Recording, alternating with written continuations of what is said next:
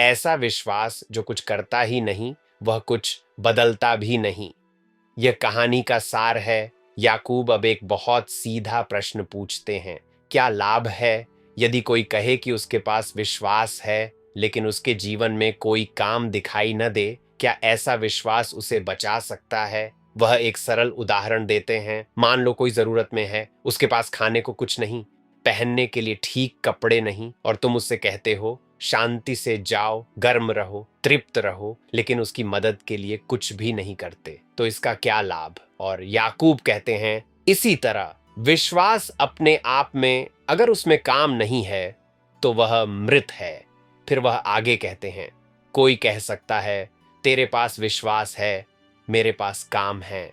लेकिन याकूब उत्तर देते हैं, मुझे अपना विश्वास बिना काम के दिखा और मैं तुझे अपने कामों से अपना विश्वास दिखाऊंगा। केवल यह मान लेना कि परमेश्वर है पर्याप्त नहीं।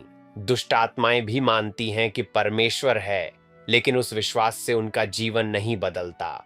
फिर याकूब वास्तविक उदाहरण देते हैं।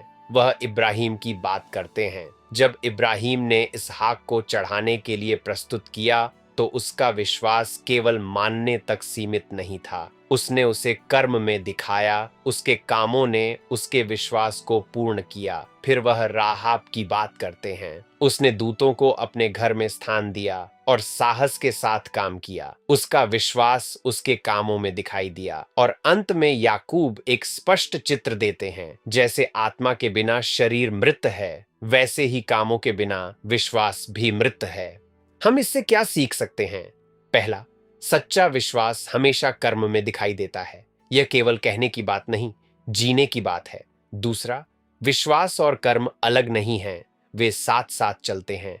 तीसरा, आज्ञाकारिता के छोटे छोटे काम भी महत्वपूर्ण हैं, क्योंकि वे दिखाते हैं कि हम वास्तव में क्या मानते हैं। अगर कोई आपके कामों को देखे तो वह आपके विश्वास के बारे में क्या कहेगा? प्रभु, मेरा विश्वास सच्चा और सक्रिय बना। मुझे दिखा कि कहां मुझे केवल बोलना नहीं बल्कि करना है। मुझे छोटे और बड़े हर कदम में आज्ञा मानने का साहस दे। मेरा जीवन वही दिखाए जो मैं वास्तव में मानता हूं। आमीन।